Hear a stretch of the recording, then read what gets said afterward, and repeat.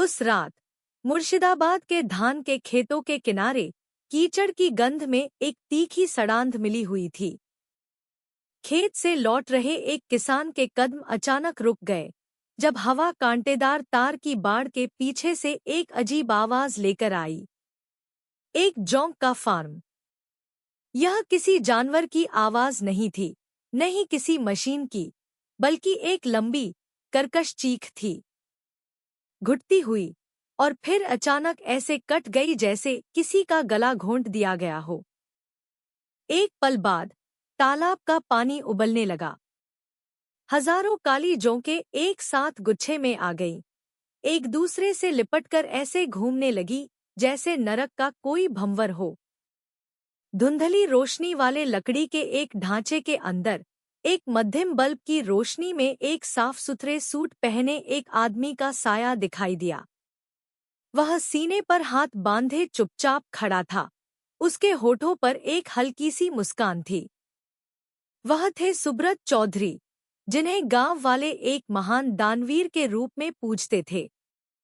लेकिन उस रात उनका चेहरा अब शांत नहीं था, बल्कि ठंडा था, बेरहम, एक जल्लाद की तरह जो कीचड़ में इंसानी खून गिरने की अपनी बारी का इंतजार कर रहा हो। मुर्शिदाबाद जल्द ही एक ऐसा काला राज संजोने वाला था जिसकी किसी ने कल्पना भी नहीं की थी। मुर्शिदाबाद में जोंक का बुखार 2018 के अंत में शुरू हुआ। उस समय पश्चिम बंगाल के बाजारों में यह खबर फैली कि सुखाई हुई जोंकों को ऊंची कीमत पर विदेश में बेचा जा सकता है। कोलकाता से कुछ व्यापारी खुली गाड़ियों में आए, 1 किलो सूखी जोंक के लिए बेहतरीन चावल से भी ज्यादा कीमत की पेशकश करते हुए। अफवाह थी कि जोंक का इस्तेमाल दवा के रूप में किया जाता है। कुछ तो यह भी मानते थे कि जोंक के खून में जादुई गुण होते हैं। यह खबर चाय की दुकानों से लेकर खेतों तक तेजी से फैल गई। जो किसान आमतौर पर धान उगाने में व्यस्त रहते थे, उन्होंने अचानक अपने फावड़े और दरांती छोड़ दिए। वे कीचड़ भरे खेतों में उतर गए, बाल्टियां और जाल लेकर जोंकों का ऐसे शिकार करने लगे जैसे वे काले सोने का शिकार कर रहे हों। हर रात छोटी छोटी नदियों के किनारे लालटेनों की तारें लग जाती, टिमटिमाती रोशनी एक मेले जैसी लगती। कुछ ही समय में जो गांव आमतौर पर शांत रहता था, वह व्यस्त हो गया, उन छोटे चिकने जीवों को खोजने के लिए जागने को तैयार लोगों से भर गया। लेकिन उस हंगामे के बीच सुब्रत चौधरी नामक एक व्यक्ति ने एक अलग रास्ता अपनाया। चौधरी को एक ऐसे किसान के रूप में जाना जाता था जो फसल खराब होने के कारण दिवालिया हो गया था। 2 मौसम पहले कर्ज का ढेर लग गया था, उसके खेत लगभग बिकने वाले थे। लेकिन पता नहीं कैसे, जब से यह जोंक की खबर सामने आई, चौधरी अचानक उठ खड़ा हुआ। खेतों में भटकने के बजाय उसने गांव के किनारे एक जोंक का फार्म बना लिया। शुरू में लोग हंसे, जोंक भी कोई पालता है, नालियों में तो आसानी से मिल जाती है। लेकिन कुछ महीने बाद जब ज्यादातर गांव वाले केवल कुछ किलो लेकर घर लौटते, चौधरी हर हफ्ते दर्जनों किलो का निर्यात कर रहा था। उसने अपनी जमीन के चारों ओर एक ऊंची कांटेदार तार की बाड़ बनाई, एक तार में साफ सुथरे तालाब बनाए और यहाँ तक कि मजदूरों के लिए एक छोटा सा हॉस्टल भी बनवाया, जिससे गांव वाले और भी प्रभावित हुए। चौधरी ने बिहार और झारखंड के दूरदराज के पहाड़ी इलाकों से मजदूरों की भर्ती की। वे ज्यादातर भोले-भाले युवा थे जो कर्ज या गरीबी के कारण परदेस आए थे। चौधरी ने उन्हें मुफ्त आवास, 3 वक्त का खाना और एक निश्चित वेतन दिया। लोग उसे दानवीर चौधरी साहब कहने लगे। गाड़ियां जोंक ले जाने के लिए आती जाती रहती, पैसा बहने लगा। चौधरी ने एक काली एसयूवी खरीदी, अपने घर को एक चमकीले सफेद रंग की 2 मंजिला इमारत में बदल दिया। जब भी गांव में कोई समारोह होता, वह हमेशा सबसे बड़ा दान देता। उसका चेहरा हमेशा एक दोस्ताना मुस्कान से भरा रहता, हर किसी से विनम्रता से मिलता। बाहर से वह एक सफल किसान और एक दानवीर की एक आदर्श तस्वीर था।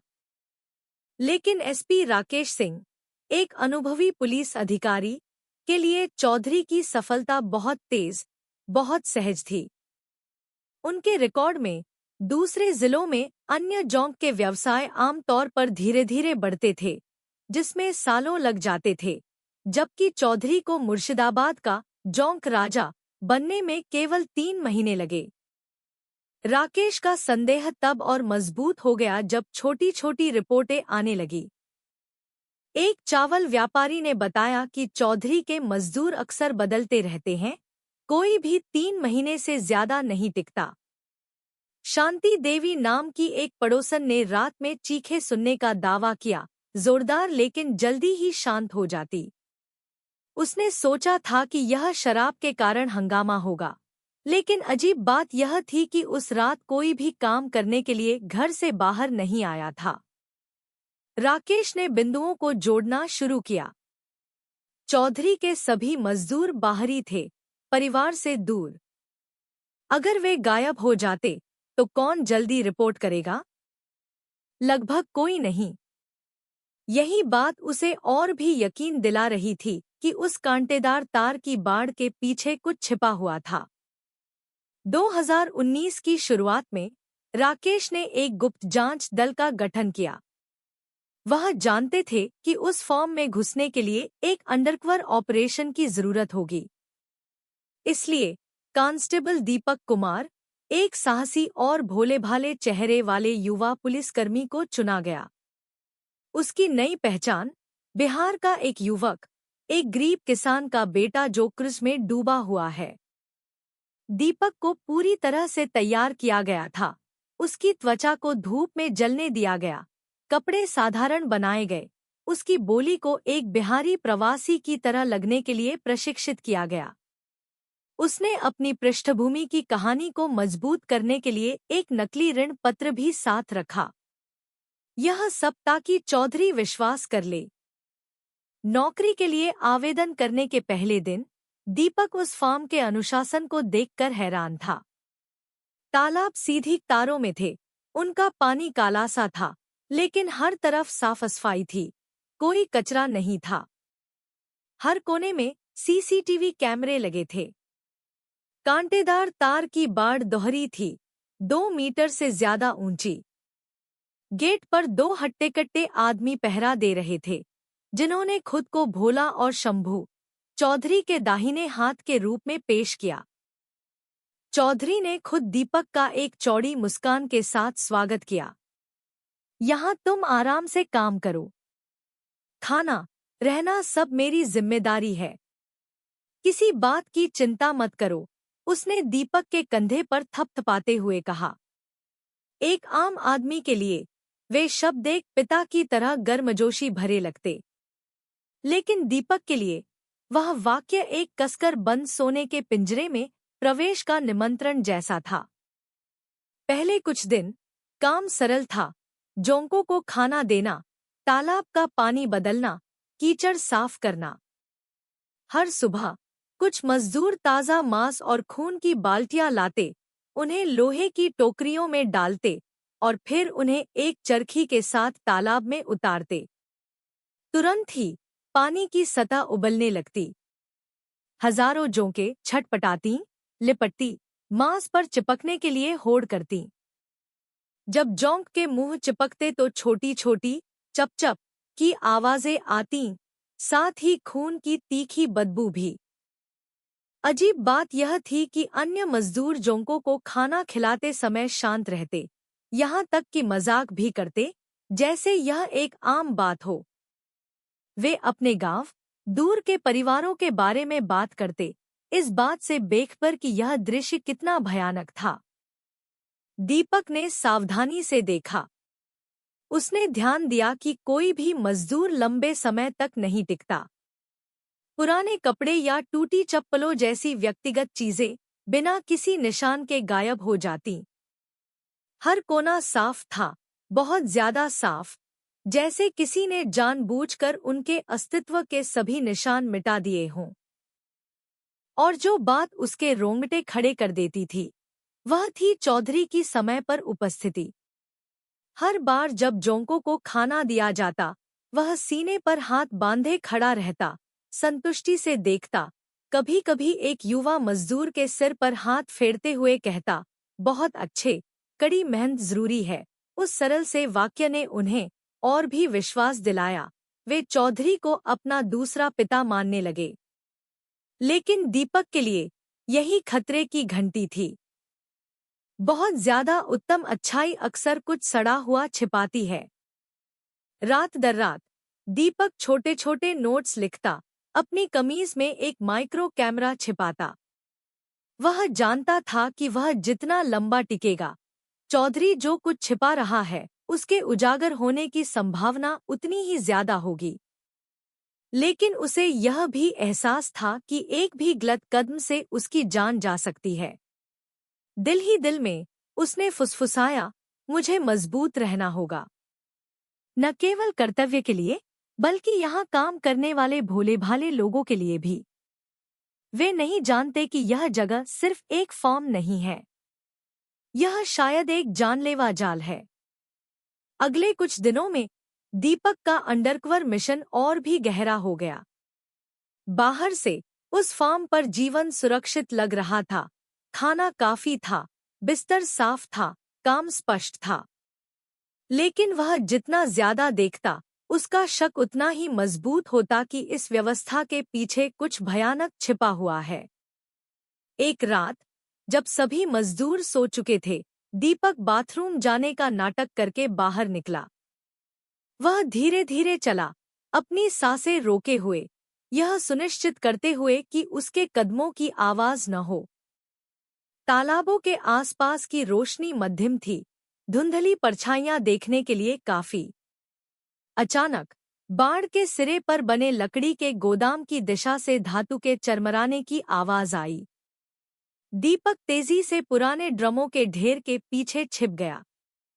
आवाज और साफ हो गई। एक लोहे का दरवाजा खुला। दो आदमी, भोला और रतन, एक तिरपाल से ढकी हुई कोई लंबी चीज ले जाते हुए बाहर निकले। दीपक ने तिरपाल का कोना खुलते हुए देखा। एक पीला इंसानी हाथ कमजोरी से लटका हुआ था। उसके रोंगटे खड़े हो गए, दिल जोर से धड़कने लगा। जल्दी कर, कोई देख न ले, भोला ने फुसफुसाया। वे उस तिरपाल को सबसे दूर के तालाब की ओर घसीट कर ले गए, एक ऐसा तालाब जो कम ही इस्तेमाल होता था। दीपक ने प्रतिक्रिया न देने के लिए खुद को रोका। वह जानता था, अगर वह पकड़ा गया तो सब खत्म हो जाएगा। अगले दिन चौधरी हमेशा की तरह दिखाई दिया, दोस्ताना मुस्कुराते हुए, यहाँ तक कि मजदूरों के लिए सिगरेट भी लाया। वह तालाबों के चारों ओर घूमा और फिर उस तालाब पर देर तक रुका जहां पिछली रात भोला और रतन गए थे। दूर से दीपक ने देखा कि उसकी आंखों की नजर अलग थी, एक व्यवसायी की नहीं, बल्कि किसी ऐसे व्यक्ति की जो एक प्रयोग के परिणाम का इंतजार कर रहा हो। उसने यह सब अपने दिमाग में नोट कर लिया, लेकिन वास्तविक सबूत अभी भी कम थे। उसे एसपी राकेश की टीम को अंदर बुलाने के लिए एक अकाट्य क्षण की जरूरत थी। कुछ दिनों बाद चौधरी ने एक खुशखबरी की घोषणा की। कल रात हम पार्टी करेंगे, उसने एक चौड़ी हंसी के साथ कहा। हमारी जोंकें ऊंची कीमत पर बिकी हैं। मैं सभी मजदूरों को एक बड़ी दावत दूंगा। जय जयकार मच गई। जो मजदूर आमतौर पर केवल सादा भोजन खाते थे, वे तुरंत चिल्लाने लगे। वे तला हुआ चिकन, मसालेदार चावल और निश्चित रूप से देसी शराब की कल्पना कर रहे थे, जिसका वे कम ही आनंद ले पाते थे। दीपक ने खुश होने का नाटक किया, जबकि उसके दिल में संदेह और गहरा हो गया था। पार्टी की रात आई। एक लंबी मेज भोजन से भरी हुई थी। सुनहरा भुना हुआ चिकन, तली हुई मछली, गर्म सूप और सफेद शराब की बोतलों की एक तार। चौधरी ने खुद हर गिलास में पेय डाला। उसका चेहरा गर्मजोशी से भरा हुआ था। पियो, ताकि काम करने का जोश बना रहे, उसने कहा। दीपक ने ध्यान से देखा। जब शराब डाली गई तो उसने देखा कि गिलास के तल में एक पतली परत जम गई थी। कर्तव्य पर अनुभव ने उसे समझा दिया था कि यह नशीली दवा है। उसकी सांस रुक गई। तो यही वह क्षण है। उसने गिलास उठाने का नाटक किया, मुस्कुराया और फिर एक घूंट लिया। लेकिन एक चालाक हरकत के साथ उसने केवल अपने होंठ गीले किए और फिर नीचे झुककर अपनी उंगलियों के बीच से तरल को लकड़ी के फर्श पर फेंक दिया। ज्यादा देर नहीं लगी, दवा का असर दिखने लगा। एक युवा मजदूर ने अचानक अपना चम्मच गिरा दिया। उसका शरीर लड़खड़ाया और फिर वह मेज पर गिर पड़ा। एक-एक करके अन्य मजदूर भी पीछे हो लिए, कांपे और फिर बेहोश हो गए। 15 मिनट में वह लंबी मेज एक खामोश दृश्य में बदल गई। 1 दर्जन शरीर झुके हुए थे, केवल भारी सांसों की आहट सुनाई दे रही थी। दीपक ने तेजी से अपना सिर मेज पर गिरा दिया, बेहोश होने का नाटक करते हुए। अपनी आंखों की दरार से उसने देखा कि चौधरी मेज के सिरे पर खड़ा है। उसकी दोस्ताना मुस्कान गायब हो गई थी। उसकी जगह एक ठंडे भाव ने ले ली थी। उसने भोला और शंभू की ओर धीरे से सिर हिलाया। उन्हें गोदाम में ले जाओ, उसने शांति से कहा, जैसे कोई सामान्य निर्देश दे रहा हो। उसके 3 आदमी तेजी से हरकत में आए। उन्होंने एक-एक करके बेबस शरीरों को उठाया, उन्हें गोदाम की ओर घसीटते हुए। दीपक ने भोला के खुरदरे हाथ को अपने कंधे को हिलाते हुए महसूस किया। यह भी, उसने कहा। दीपक के शरीर को उठाया गया, एक बोरी की तरह कंधे पर फेंक दिया गया। दीपक ने अपनी सांस रोक ली। उसका दिल फटने को था, लेकिन उसके हाथों ने चुपके से उसकी कमर पर लगे एक छोटे से उपकरण को पकड़ लिया, एक आपातकालीन सिग्नल बटन। उसने उसे धीरे से दबाया।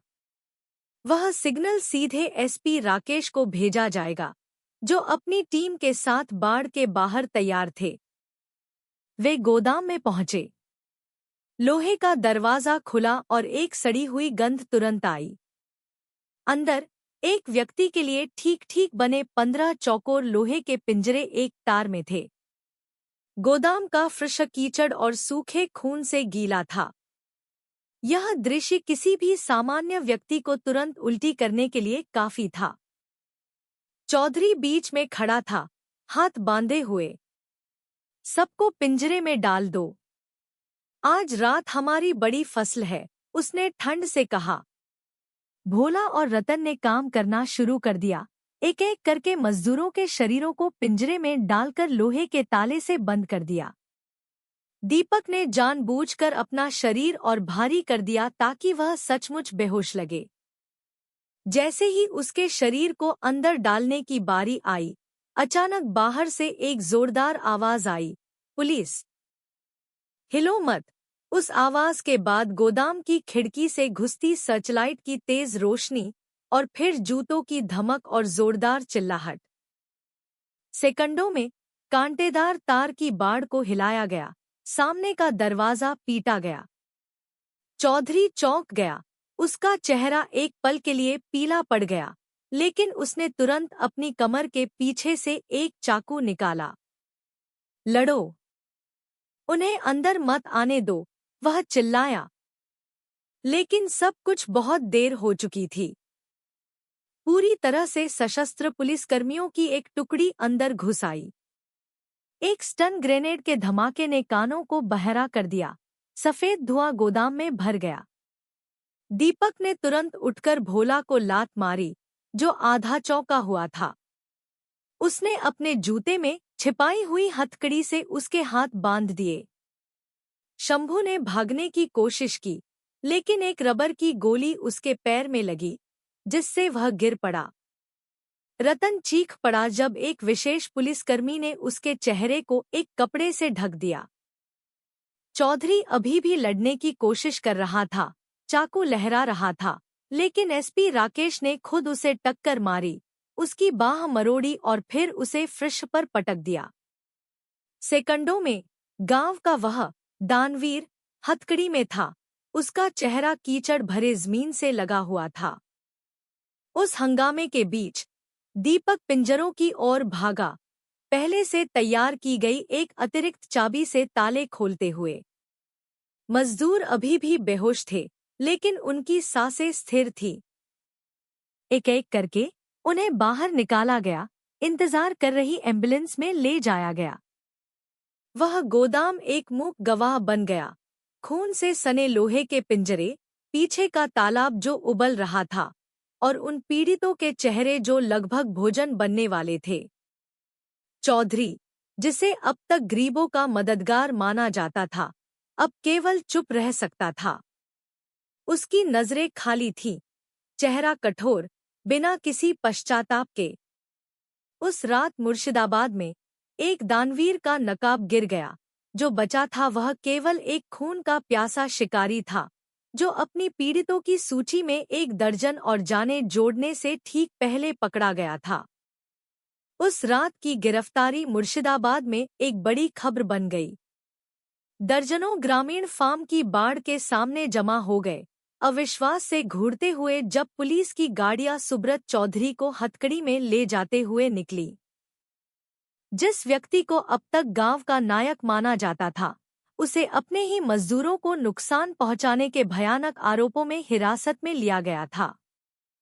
लेकिन असली नाटक छापे के बाद की सुबह मुर्शिदाबाद पुलिस लाइन के पूछताछ कक्ष में हुआ। सफेद नियन रोशनी ठंडी और तेज थी। चौधरी एक लोहे की कुर्सी पर बैठा था, उसके दोनों हाथ हथकड़ी में थे। उसका चेहरा अब दोस्ताना नहीं था, नजरें खाली थी, जैसे कोई अपने दिमाग में कुछ हिसाब लगा रहा हो। एसपी राकेश सिंह मेज पर फाइलों का एक ढेर लेकर अंदर आए। उन्होंने पिछली रात के ऑपरेशन की तस्वीरें रखीं, खून से सने लोहे के पिंजरे, बेहोश मजदूरों के चेहरे और कांस्टेबल दीपक द्वारा लाए गए छिपे हुए कैमरे की वीडियो रिकॉर्डिंग। राकेश ने तीखी नजरों से देखा। चौधरी साहब, आप इन सब का खंडन नहीं कर सकते। हमारे पास गवाह है, रिकॉर्डिंग है और वास्तविक सबूत है। मेरा सवाल सीधा है, क्यों? चौधरी थोड़ा मुस्कुराया। उसके होंठ कांप रहे थे, लेकिन उसकी आंखें ठंडी थी। वह लंबे समय तक चुप रहा और आखिरकार एक सांस ली। आप लोग नहीं समझेंगे। यह सब एक छोटी सी दुर्घटना से शुरू हुआ था। राकेश ने भौहें सिकोड़ी। कैसी दुर्घटना? चौधरी ने सिर झुकाया और फिर बताना शुरू किया। उसकी आवाज शांत और सपाट थी, जैसे कोई बहुत पुरानी याद को दोहरा रहा हो। उसके कबूलनामे के अनुसार 2018 के मध्य में वह तालाब के चारों ओर कांटेदार तार की बाड़ की मरम्मत कर रहा था। उसके हाथ में एक तेज तार चुभ गया, ताज़ा खून मैला पानी में टपक गया। उसके बाद जो हुआ उसने उसे चौंका दिया। हजारों जोंकें, जो आम तौर पर सुस्त रहती थी, अचानक खून के बिंदु की ओर टूट पड़ी। वे उन्माद में छटपटाने लगी, एक दूसरे से लिपट गई, जैसे पागल हो गई हों। वे जोंकें अलग थी, चौधरी ने धीरे से कहा, जैसे उन्हें सबसे स्वादिष्ट भोजन मिल गया हो। कुछ ही हफ्तों में उस तालाब की जोंकें दूसरे तालाबों की जोंकों की तुलना में, जिन्हें जानवरों का खून दिया जाता था, बड़ी और ज्यादा आक्रामक हो गईं। शुरू में वह केवल हैरान था, लेकिन जब एक मजदूर को चोरी करते पकड़ा गया, तो गुस्सा और प्रयोग करने की इच्छा मिल गई। उसने उस मजदूर को शराब में धुत किया और फिर ठंड से उसके शरीर को एक लोहे के पिंजरे में डालकर उसे तालाब में डुबो दिया। परिणाम चौंकाने वाला था। जोंकें और भी तेजी से बढ़ी और भी तेजी से प्रजनन करने लगी। जब उन्हें चीनी व्यापारियों को बेचा गया, तो उन्होंने चौधरी की जोंकों की गुणवत्ता की प्रशंसा की। कीमत 30% बढ़ गई। वहीं से उसने अपने सोने का रहस्य खोजा। तब से चौधरी ने जारी रखा, मैंने केवल दूर-दराज के लोगों की भर्ती की, जिनके गायब होने पर जल्दी कोई तलाश नहीं करेगा। वे मेरे व्यवसाय के लिए केवल ईंधन थे। राकेश ने मेज के नीचे अपनी मुट्ठियां भींच ली। उसे इस भयानक बात का अंदेशा था, लेकिन इसे सीधे सुनना उसके पेट में मिचली ला रहा था। तो आपके लिए इंसानी जान केवल जोंक का चारा थी? चौधरी ने ऊपर देखा, उसकी नजरें ठंडी थी। यह दुनिया बेरहम है, एसपी साहब। पैसा ही सब कुछ तय करता है। मैंने तो बस टिके रहने का सबसे तेज तरीका खोजा। इस बीच एक दूसरे कमरे में कांस्टेबल दीपक भी अपना बयान दे रहा था। उसने विस्तार से बताया कि कैसे उसने भोला और रतन को एक शरीर से लिपटे तिरपाल को घसीटते हुए देखा, कैसे चौधरी हमेशा जोंकों को खाना खिलाते समय मौजूद रहता था, और कैसे शराब वाली पार्टी वास्तव में केवल एक जाल थी। चौधरी साहब भूमिका निभाने में माहिर थे, दीपक ने कहा। मजदूरों के सामने वह एक पिता की तरह थे, लेकिन जैसे ही रात होती वह एक जल्लाद में बदल जाते। दीपक के बयान की पुष्टि एक अप्रत्याशित गवाह ने की, एक ट्रक ड्राइवर जो आमतौर पर चौधरी की जोंकों को कोलकाता ले जाता था। शुरू में वह चुप था, फंसने से डरता था, लेकिन बचाए गए पीड़ितों के चेहरे देखने के बाद वह रो पड़ा और मुंह खोला। कई बार मुझे रात में सामान पहुंचाने के लिए कहा गया, उसने कहा। जोंक नहीं, वे लोग थे, अभी भी जिंदा लेकिन बेहोश। कहा गया कि उन्हें दूसरे फार्म में स्थानांतरित किया जा रहा है, लेकिन मुझे शक था क्योंकि उसके बाद कोई भी कभी वापस नहीं आया। उस कबूलनामे ने सबूतों की सूची और लंबी कर दी। सब कुछ एक ही निष्कर्ष की ओर इशारा कर रहा था, चौधरी ने मुनाफे के लिए इंसानों को जोंक का चारा बना दिया था। लेकिन एक रहस्य अभी भी अनसुलझा था, जो मजदूर गायब हो गए थे, वे कहाँ गए? इसके लिए फोरेंसिक टीम सीधे फार्म पर गई। उन्होंने संदिग्ध तालाबों को सुखा दिया। कीचड़ में मिली सड़ांध नाक में चुभ रही थी।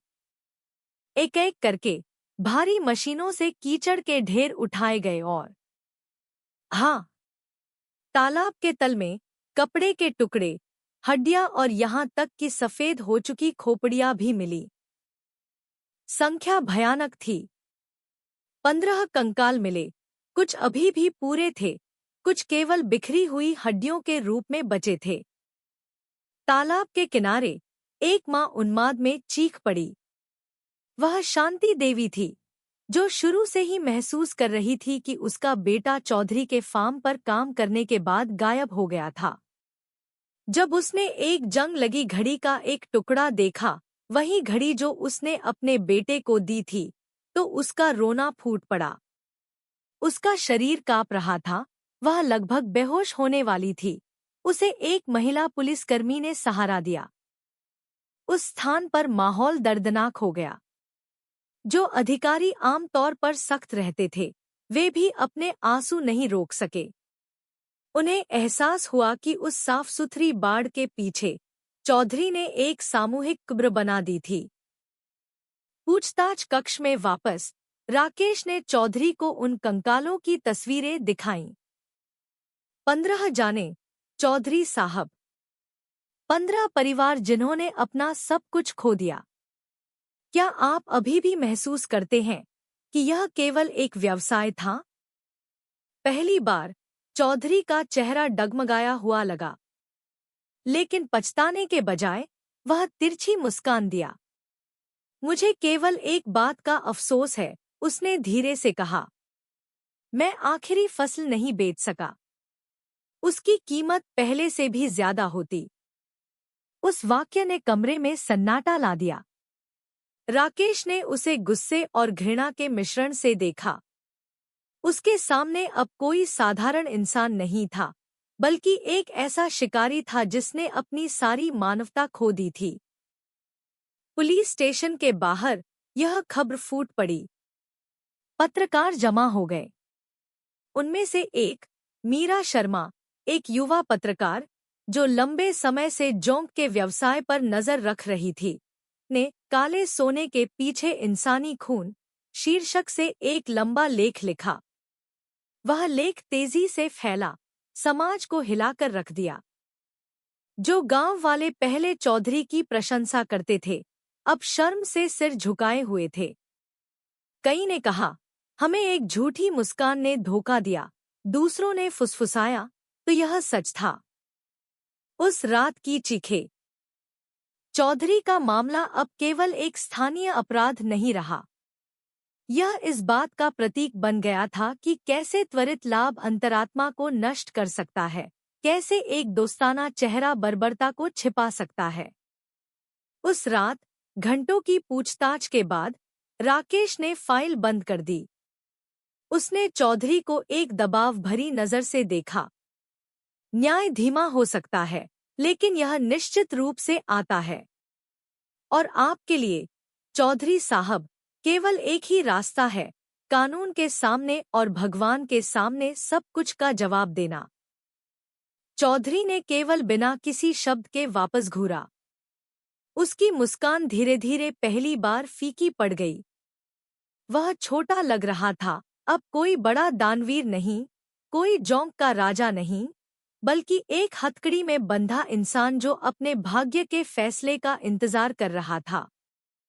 दिसंबर 2019, मुर्शिदाबाद जिला न्यायालय का कोर्टरूम खचाखच भरा हुआ था। सैकड़ों लोग भीड़ में थे। कुछ को लाउडस्पीकर के माध्यम से खबर सुनने के लिए बाहर खड़ा होना पड़ा। सभी सुब्रत चौधरी के मुकदमे की कार्यवाही देखना चाहते थे। वह दानवीर जो अपने जोंक फार्म की बाड़ के पीछे एक सामूहिक कब्र छिपाए हुए था। कटघरे में चौधरी शांत बैठा था। उसका चेहरा अभी भी साफ सुथरा था, बाल पीछे की ओर संवारे हुए, कमीज सफेद और साफ, जैसे वह किसी पार्टी में शामिल होने आया हो, न कि एक हत्या के मुकदमे में। कोर्टरूम के नियमों के लिए हथकड़ी हटा दी गई थी, लेकिन उसके दोनों ओर दो पूरी तरह से सशस्त्र पुलिसकर्मी कड़ी निगरानी में खड़े थे। मुख्य न्यायाधीश ने भारी आवाज में सुनवाई शुरू की। आज हम अभियुक्त सुब्रत चौधरी, भोला, शंभू और रतन के खिलाफ सुनियोजित हत्या, जान लेने और शवों को छिपाने के आरोपों पर आपराधिक मामले की जांच शुरू करते हैं। माहौल तुरंत शांत हो गया। हत्या और जान लेने, हर शब्द पीड़ित परिवारों के दिलों पर एक हथौड़े की तरह पड़ रहा था। पहला गवाह कांस्टेबल दीपक कुमार था। पूरी पुलिस वर्दी में वह गवाह के कटघरे में खड़ा था। उसका चेहरा दृढ़ था। उसने बताया कि कैसे उसने एक मजदूर के रूप में अंडरकवर काम किया, कैसे उसने सबूत ढूंढे, और उस भयावह छापे की रात के बारे में। जो सबसे भयानक था, दीपक ने अपनी भावनाओं को रोकते हुए कहा, वह यह देखना था कि कैसे बेहोश मजदूरों को लोहे के पिंजरों में डाला जा रहा था। अगर हम 5 मिनट भी देर करते तो वे सब जोंकों का भोजन बन गए होते। पीड़ित परिवारों की बेंच पर कुछ लोगों ने अपने चेहरे कपड़े से ढक लिए, सिसकते हुए रोने लगे। अगला गवाह ट्रक ड्राइवर था। जब वह पहली बार आगे आया तो वह कांप रहा था, लेकिन उसकी अंतरात्मा ने उसे बोलने के लिए प्रेरित किया। मैं वास्तव में गलत था। मैंने एक बार उन लोगों को ले जाया था जो अभी भी जिंदा थे लेकिन बेहोश थे। मैंने सोचा कि उन्हें सिर्फ काम के लिए स्थानांतरित किया जा रहा है, लेकिन अब मुझे पता है कि वे कभी वापस नहीं आए। मुझे अफसोस है, उसने रोते हुए कहा। न्यायाधीश ने गंभीरता से नोट किया। पीछे की बेंचों से सिसकियों की आवाज और तेज हो गई। फिर सबसे प्रतीक्षित गवाह, शांति देवी। वह बुजुर्ग महिला एक जंग लगी घड़ी लेकर लड़खड़ाते हुए गवाह के कटघरे तक गई, जो तालाब में मिली थी। कांपती हुई आवाज में उसने कहा, यह घड़ी मेरे बेटे रंजीत की है। मैंने उसे यह तब दी थी जब वह परदेस गया था।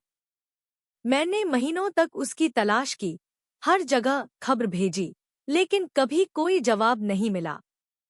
अब मुझे पता है कि वह अब नहीं रहा। कोर्टरूम रोने से टूट गया। यहाँ तक कि कुछ पत्रकारों ने भी सिर झुका लिया, टाइप करने में असमर्थ।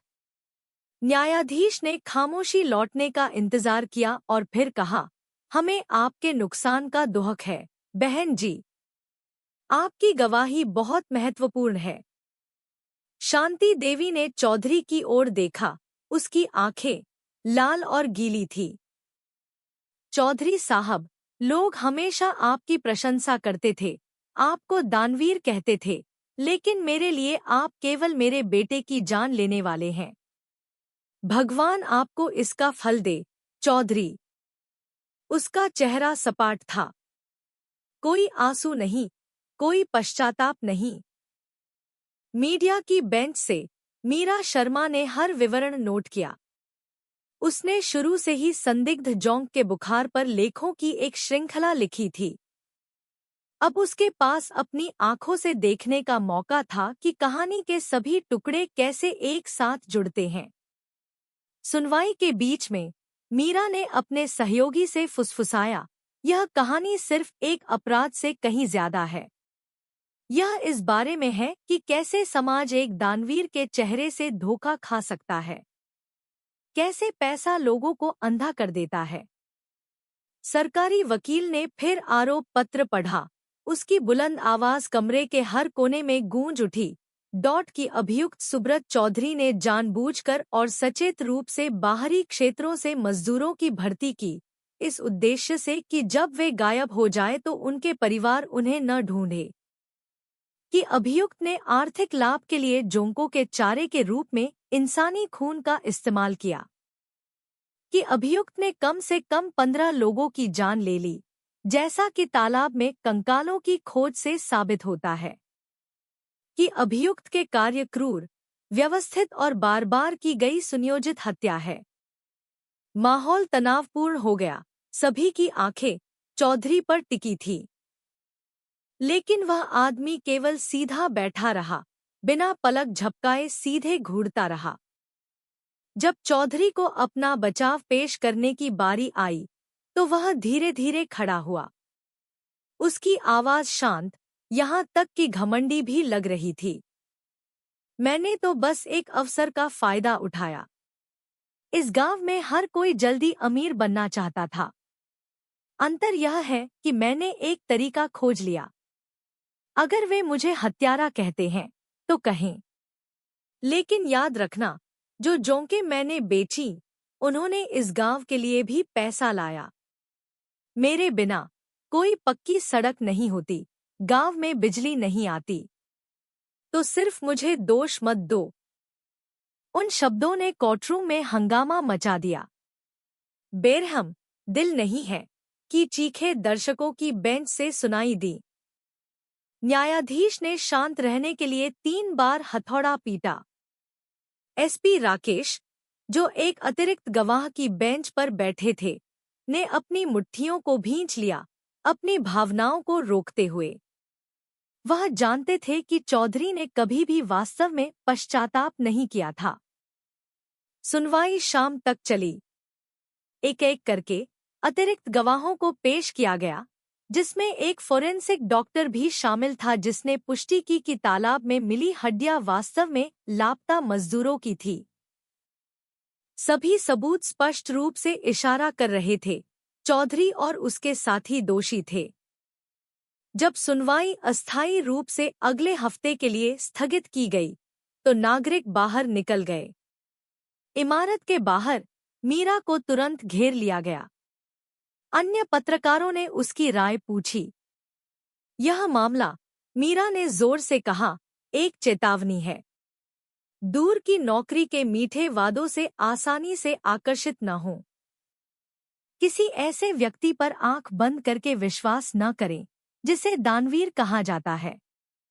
कभी-कभी एक मुस्कान के पीछे मौत जितना क्रूर इरादा छिपा होता है। उसके शब्द टेलीविजन कैमरों द्वारा रिकॉर्ड किए गए, उस रात राष्ट्रीय समाचारों पर प्रसारित हुए। सुब्रत चौधरी का नाम अब बर्बरता का पर्याय बन गया था। उस रात अपने सेल में चौधरी अकेला बैठा था। शांति देवी का चेहरा, पीड़ित परिवारों की चीखें, सब कुछ खामोश दीवारों से टकराता हुआ लग रहा था। लेकिन पछताने के बजाय वह थोड़ा हंसा। केवल पैसा ही वास्तविक है, वह बुदबुदाया। जबकि बाहर गांव के घरों में माता पिता अपने बच्चों को सलाह देने लगे थे, किसी अजनबी जगह पर बड़ी तनख्वाह वाली नौकरी पर कभी भी आसानी से विश्वास मत करना। जोंक फार्म की कहानी अब एक काली किंवदंती बन गई थी, जिसे बार बार एक चेतावनी के रूप में सुनाया जाता था। अगली सुनवाई एक हफ्ते बाद हुई। इस बार कोर्टरूम पहले से भी ज्यादा भरा हुआ था। यहाँ तक कि बाहरी परिसर भी उत्सुक नागरिकों से भरा हुआ था। कुछ ने चौधरी को मौत की सजा दो या लापता मजदूरों के लिए न्याय लिखे पोस्टर उठाए थे। कटघरे में चौधरी शांत बना रहा। उसने एक हल्की नीली शर्ट पहन रखी थी, चेहरा भावहीन। दूर से वह अभी भी एक सफल व्यवसायी जैसा दिखता था, न कि एक ठंडे खून वाले हत्यारे जैसा। यही शांति थी जिसने कई लोगों को कंपा दिया। अभियोजक ने एक अतिरिक्त गवाह पेश किया, एक फोरेंसिक मनोवैज्ञानिक जिसने हिरासत के दौरान चौधरी का साक्षात्कार किया था। सुब्रत चौधरी, मनोवैज्ञानिक ने कहा, अत्यधिक आत्ममुग्धता की प्रवृत्ति रखते हैं। वह अपने कृत्यों पर पश्चाताप नहीं करते, बल्कि खुद को एक प्रतिभाशाली मानते हैं क्योंकि उन्होंने जोंकों को खिलाने का एक नया तरीका खोजा। उनके दिमाग में इंसानी जान को मुनाफे के लिए बदला जा सकता है। वह यहाँ तक महसूस करते हैं कि उन्होंने गांव में पैसा लाकर एक सेवा की है। पूरा कमरा गूंज उठा। कुछ नागरिक गुस्से में चिल्लाए। न्यायाधीश को शांत करने के लिए कई बार हथौड़ा पीटना पड़ा। अगला गवाह, एक फोरेंसिक डॉक्टर जिसने जब्त की गई जोंकों के पेट की सामग्री की जांच की थी। शांति से उन्होंने समझाया, कई नमूनों में हमें जानवरों के खून के साथ मिला हुआ इंसानी डीएनए मिला। यह वैज्ञानिक सबूत है कि जोंकों ने वास्तव में इंसानी खून खाया था। उस स्पष्टीकरण ने कमरे में कई लोगों को कंपा दिया। उन छोटे चिकने जीवों को इंसानी खून चूसते हुए कल्पना करना ही पेट में मिचली लाने के लिए काफी था। मीडिया की बेंच पर मीरा शर्मा लगातार नोट कर रही थी। उसे लगा कि यह कहानी केवल एक हत्या के मामले से कहीं ज्यादा बड़ी है।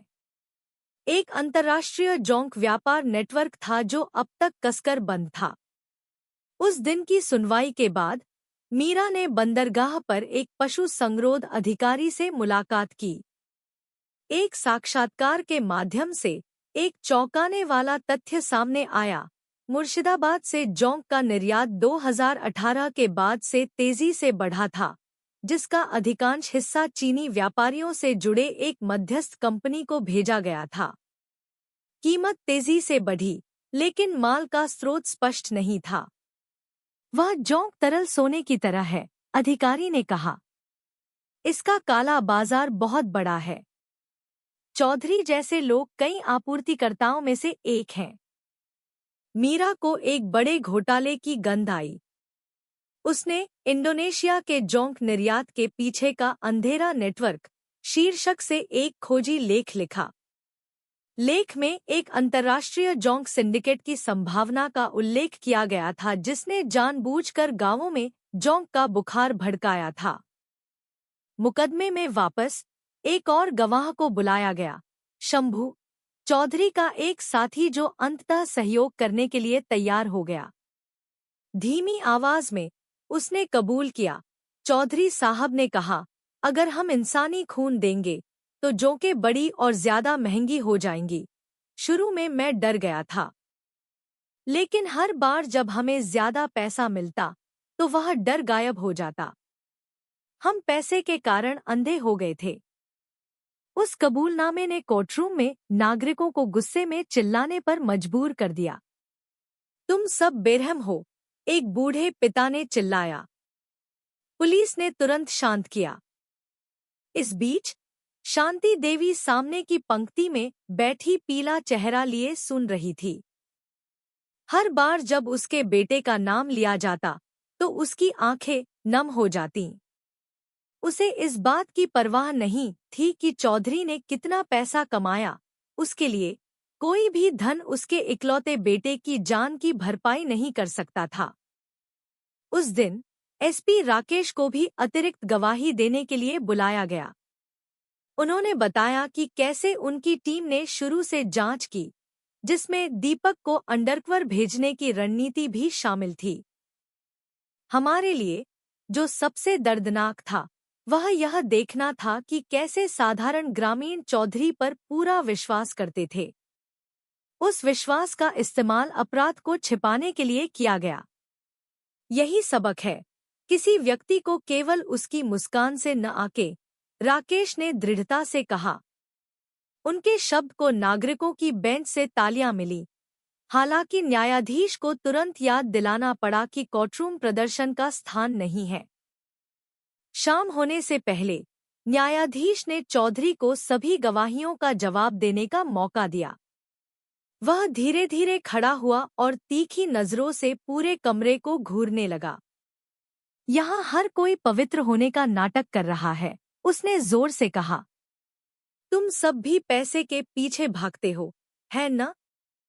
मैं तो बस ज्यादा साहसी था। अगर तुम मेरी जगह होते तो शायद वही करते। कमरा तुरंत कोलाहलपूर्ण हो गया। गुस्से भरी चीखें सिसकियों के साथ मिल गईं। न्यायाधीश ने जोर जोर से हथौड़ा पीटा। चौधरी ने ठंडी आवाज में जारी रखा। मुझे कोई अफसोस नहीं है। मुझे केवल एक बात का अफसोस है, मैं आखिरी फसल नहीं बेच सका। अगर वह सफल हो जाता तो मैं एशिया का सबसे बड़ा जोंक व्यवसायी बन सकता था। उस बयान ने सभी को चुप करा दिया। प्रशंसा के कारण नहीं, बल्कि भय के कारण। उनके सामने एक ऐसा इंसान खड़ा था जिसने वास्तव में अपनी अंतरात्मा खो दी थी। सुनवाई के बाहर मीरा ने एक टेलीविजन कैमरे से बात की। हमने अभी अभी हिमशैल का सिरा देखा है। चौधरी का मामला यह साबित करता है कि एक काला बाजार है जो इस तरह के क्रूर अभ्यासों को बढ़ावा देता है। अगर सरकार कार्रवाई नहीं करती है तो और भी चौधरी पैदा होंगे। उसकी रिपोर्ट उस रात राष्ट्रीय टेलीविजन पर प्रसारित हुई, जिससे एक सार्वजनिक बहस छिड़ गई। कुछ लोगों ने जोंक के व्यापार पर पूर्ण प्रतिबंध की मांग की, जबकि कुछ अन्य को चिंता थी कि हजारों छोटे किसान जो पहले से ही जोंक पाल रहे थे, अपनी आजीविका खो देंगे। उस रात अपने हिरासत कक्ष में चौधरी सोच में डूबा बैठा था, लेकिन पछताने के बजाय वह तिरछी मुस्कान दिया। वे सोचते हैं कि मैं पागल हूं, जबकि मैं तो बस ज्यादा चतुर हूं। यह दुनिया साहसी लोगों की है। वह वाक्य पहरा दे रहे एक वार्डर द्वारा नोट किया गया और बाद में अन्वेषकों को सौंप दिया गया। उस नोट ने और भी पुष्टि कर दी, चौधरी ने अपने कृत्यों पर कभी पछतावा नहीं किया था। मुकदमा अभी खत्म नहीं हुआ था, लेकिन समाज को लग रहा था कि उसने काफी देख लिया है। एक ऐसे व्यक्ति का असली चेहरा जो कभी पूजा जाता था, अब एक हृदयहीन राक्षस के रूप में उजागर हो चुका था। लेकिन यह कहानी अभी खत्म नहीं हुई थी। अभी और भी गवाह थे, अभी भी अभियोजक की मांगे थी, और अभी भी एक अंतिम फैसला था जो पूरे मुर्शिदाबाद को हिलाकर रख देगा।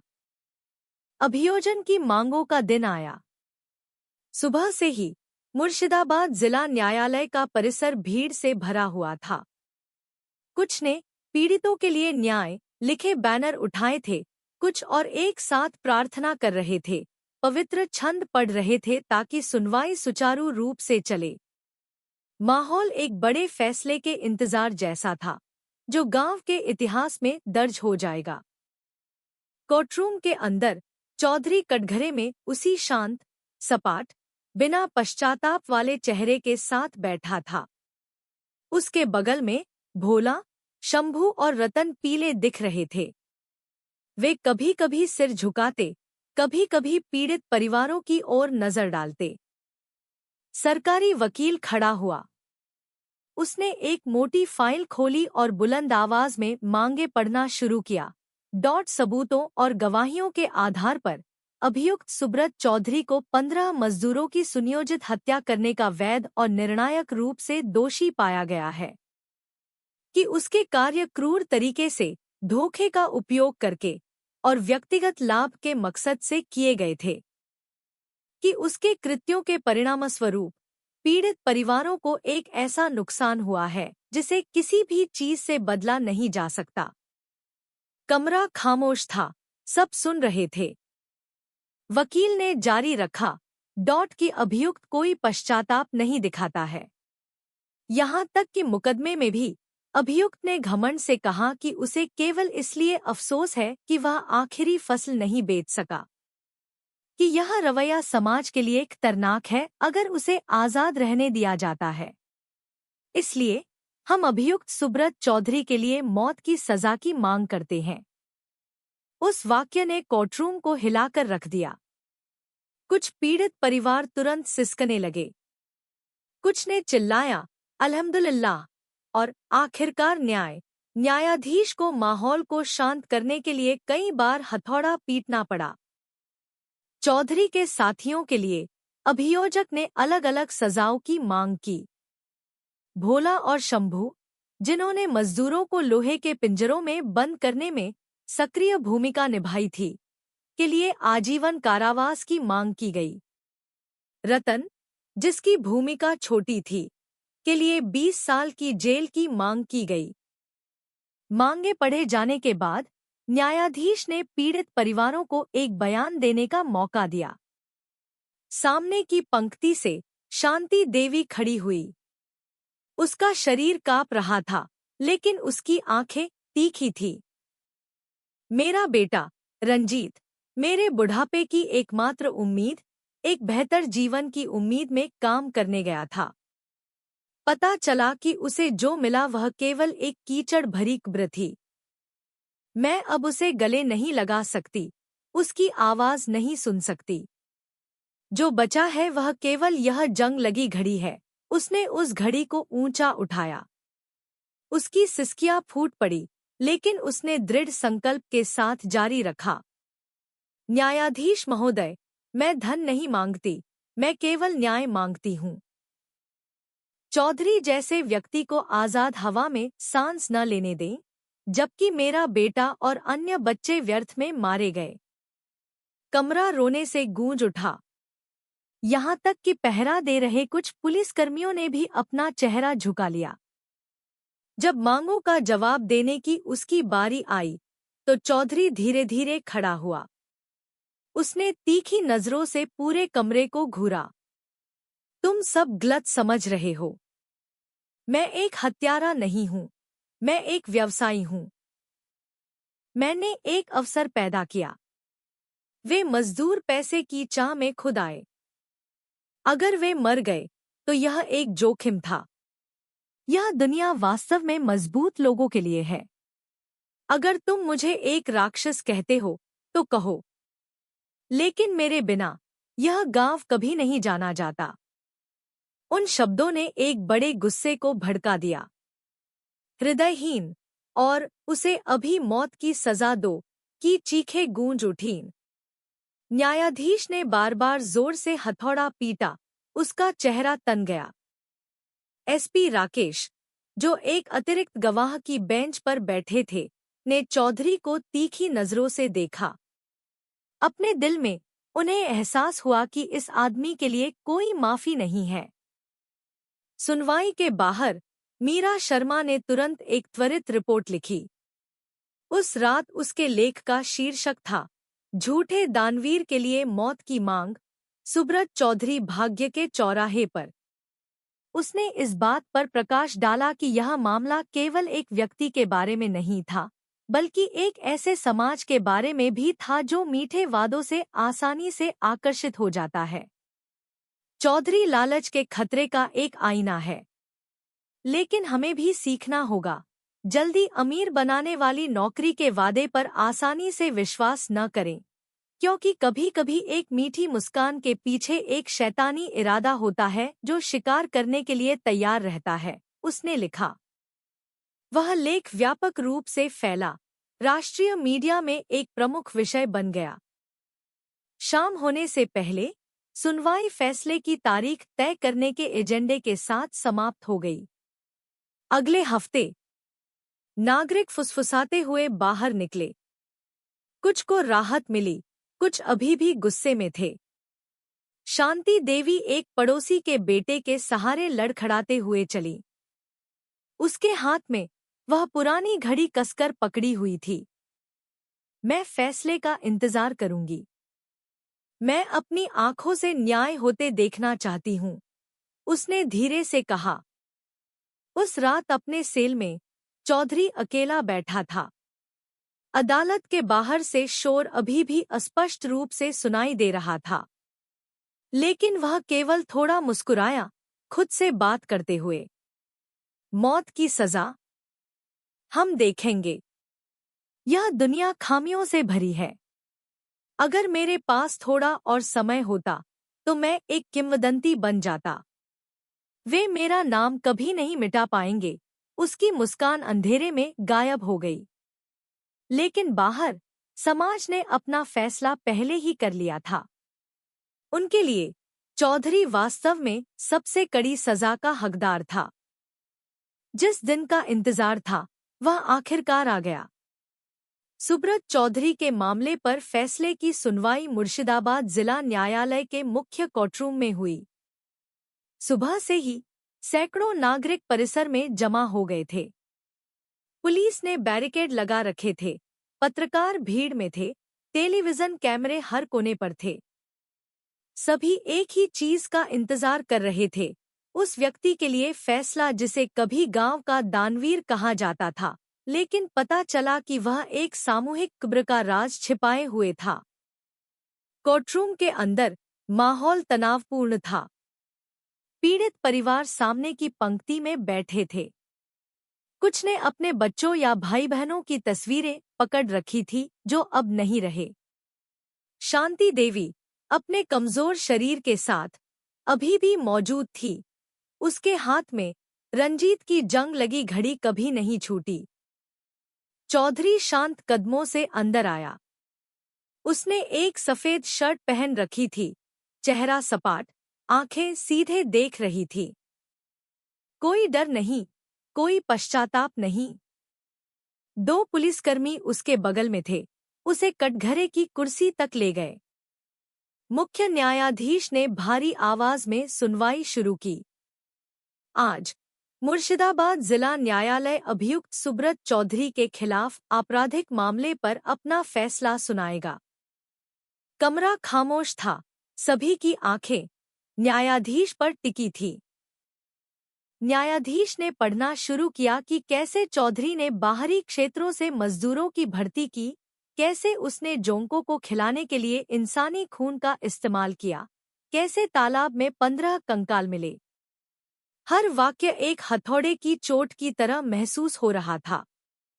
डॉट की अभियुक्त के कार्य बार बार, व्यवस्थित और लाभ के मकसद से किए गए थे।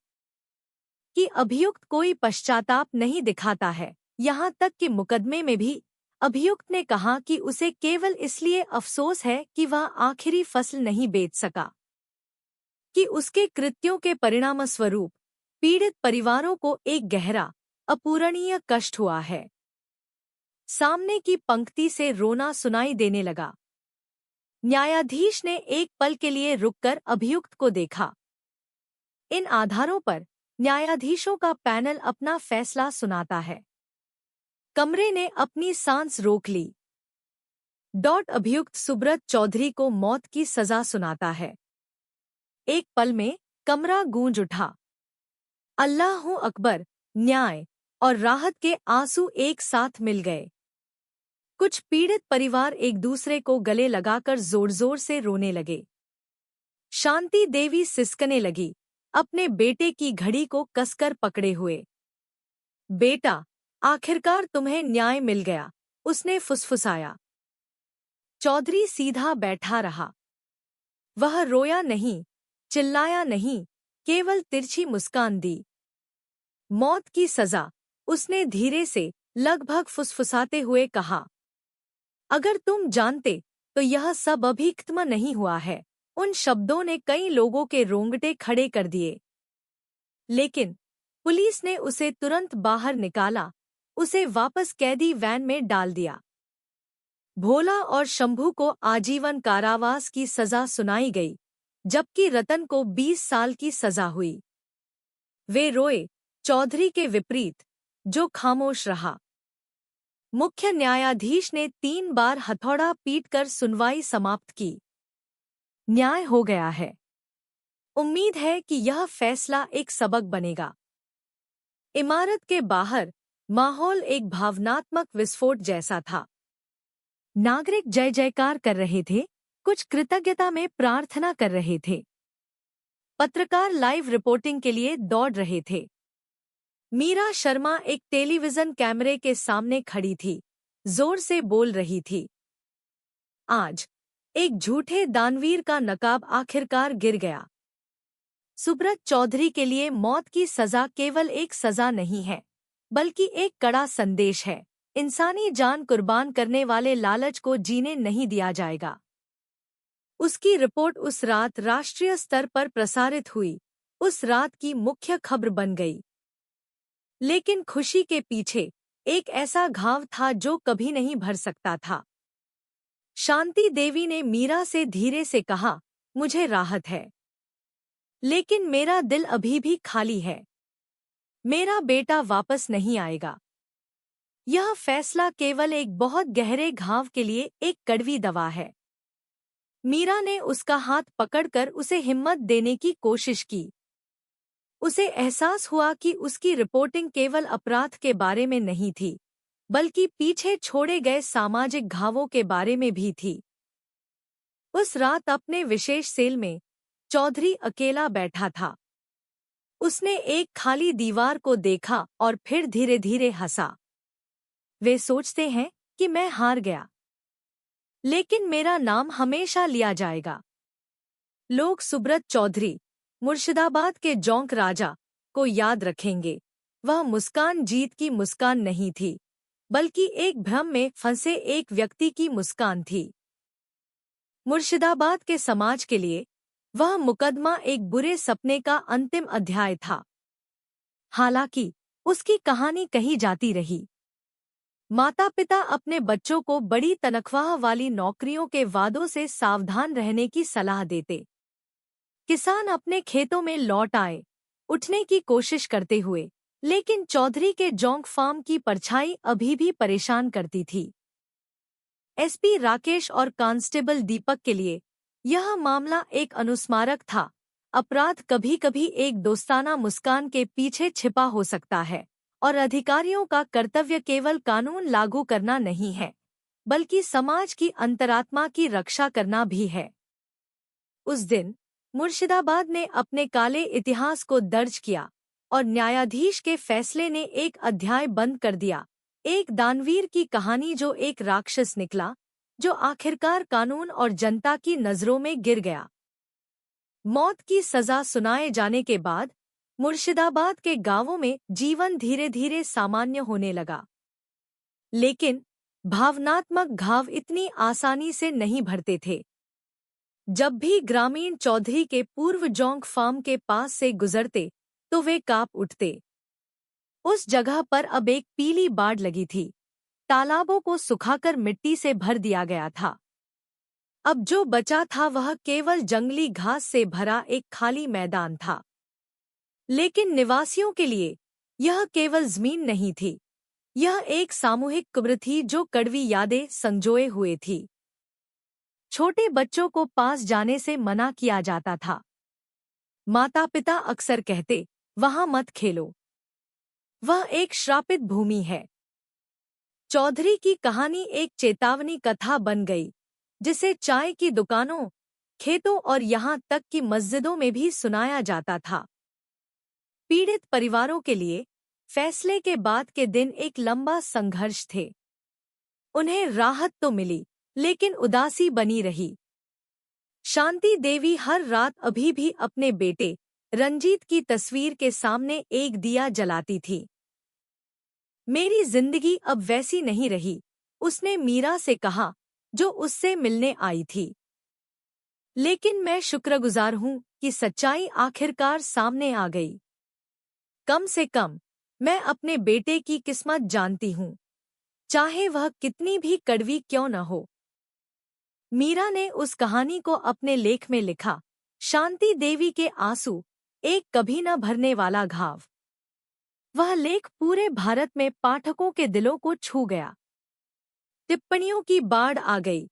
कई लोगों ने मदद की पेशकश की, कुछ ने तो पीड़ित परिवारों को नैतिक समर्थन देने के लिए उनसे मुलाकात भी की। इस बीच एसपी राकेश और कांस्टेबल दीपक चौधरी के मामले पर नहीं रुके। उन्होंने आर्थिक खुफिया इकाई के साथ समन्वय करते हुए और गहराई से जांच की। निर्यात रिकॉर्ड से पता चला कि मुर्शिदाबाद की जोंकें केवल अवैध जोंक व्यापार का एक छोटा सा हिस्सा थी।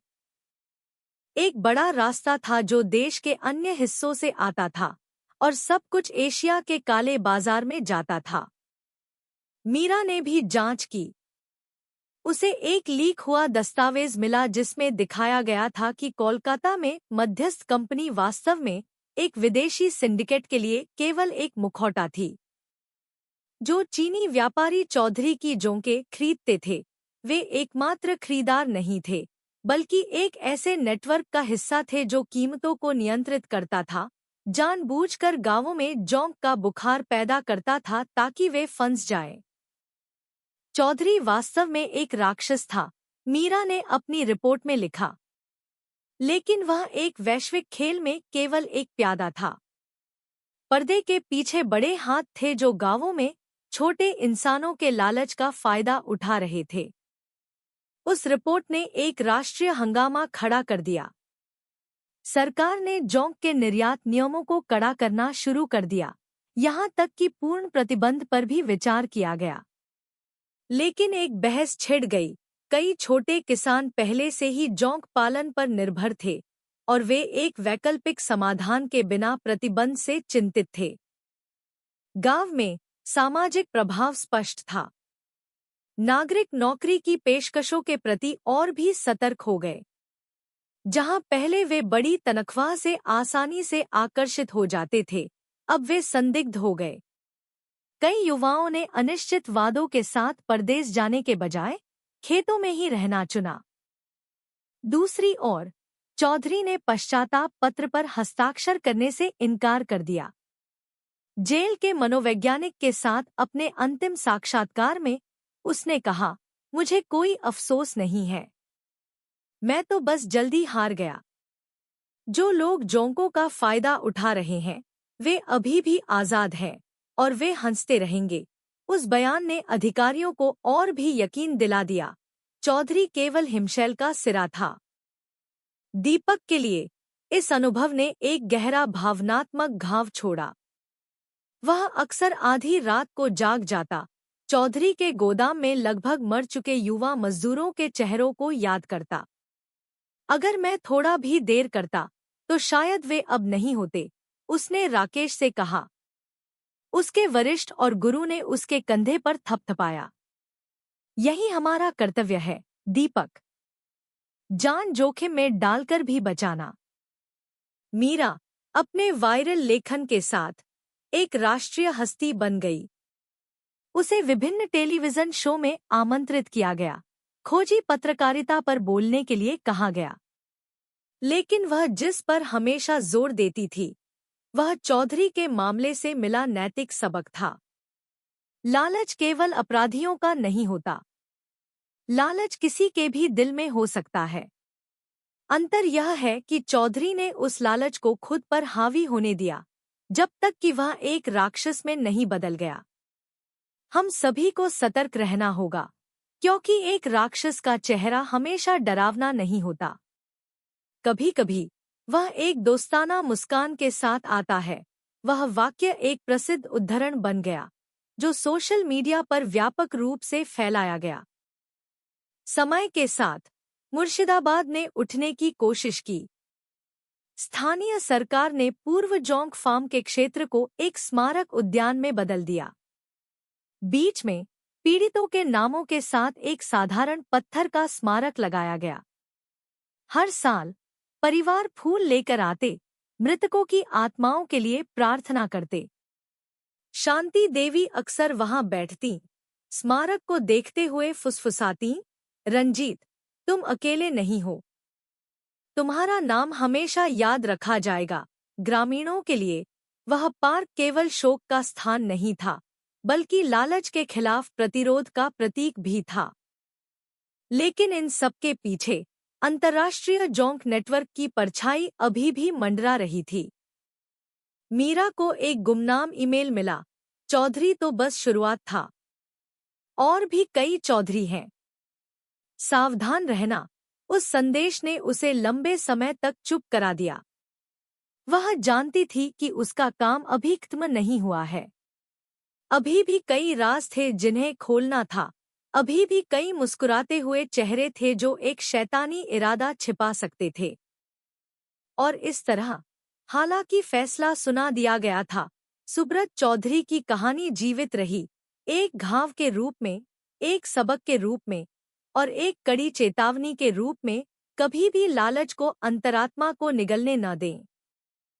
सुब्रत चौधरी की मौत की सजा के 1 साल बाद मुर्शिदाबाद ने अपने जीवन की लय को फिर से पा लिया था।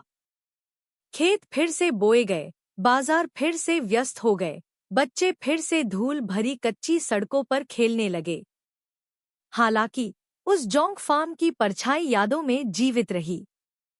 जब भी लोग उस खाली जमीन के पास से गुजरते, जो अब जंगली घास से ढकी हुई थी, तो वे कांप उठते, जैसे अतीत की फुसफुसाहट सुन रहे हों।